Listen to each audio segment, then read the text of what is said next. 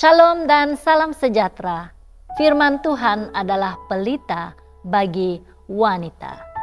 Sahabat semua, hari ini kita akan merenungkan satu peranan yang sangat besar yang Tuhan percayakan kepada kita sebagai wanita, istri, dan ibu, yaitu menjadi agen untuk memupuk perpaduan. Dunia kita sering dipenuhi dengan perpecahan di rumah tangga, masyarakat, bahkan di dalam gereja. Namun di tengah semua itu, Tuhan mahu menggunakan kita, para wanita, untuk membawa damai, kasih, dan kesatuan. Wanita sebagai pembawa damai di rumah tangga. Perpaduan bermula daripada rumah. Seorang istri dan ibu mempunyai kuasa besar untuk mencorakkan suasana rumah tangga.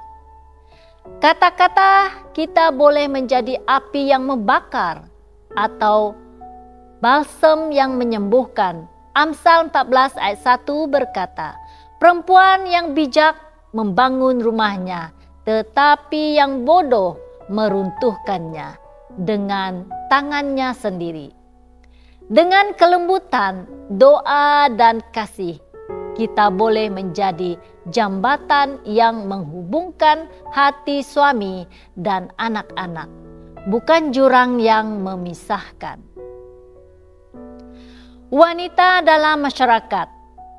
Selain rumah tangga, kita juga dipanggil untuk membawa perpaduan di dalam masyarakat. Wanita sering dikurniakan hati yang peka, mudah berempati, dan rela berkorban. Di tempat kerja, di kejiranan, atau dalam persahabatan, kita boleh memilih untuk menabur benih persaudaraan. Rasul Paulus mengingatkan dalam Roma 12 ayat 18, sedapat-dapatnya kalau hal itu bergantung padamu, hiduplah dalam perdamaian dengan semua orang. Maka wanita boleh menjadi suara yang menenangkan ketika ada perselisihan dan teladan yang menghubungkan orang dari latar belakang berbeza. Wanita dalam gereja. Dalam pelayanan gereja, peranan wanita juga tidak kecil. Kita boleh menjadi penggerak doa, penyokong pelayanan, dan memupuk kasih di antara jemaat.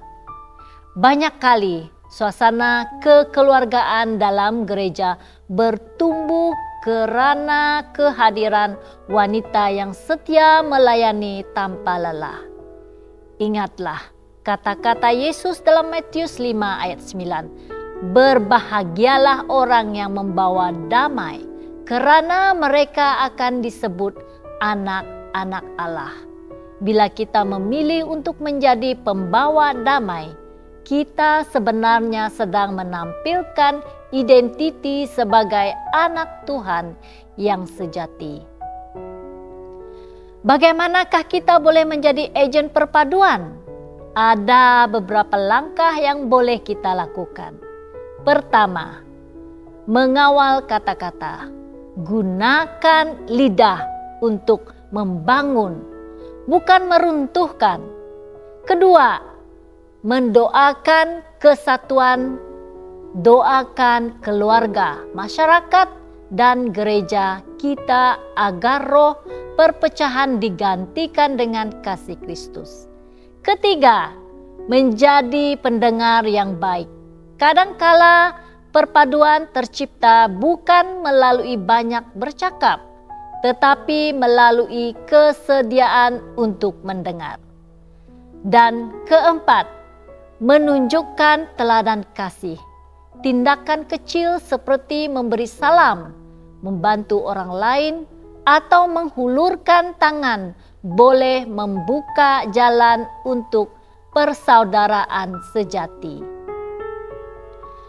Sahabat yang dikasihi Tuhan, ingatlah bahwa Tuhan memanggil kita bukan hanya untuk menjadi wanita yang kuat secara pribadi, tetapi juga untuk menjadi alatnya dalam mempersatukan orang lain. Perpaduan bukan sekadar hasil usaha manusia, tetapi karya Roh Kudus melalui mereka yang rela dipakai. Mari kita berdoa agar setiap kata, sikap, dan tindakan kita boleh membawa kesatuan, sehingga nama Tuhan dimuliakan.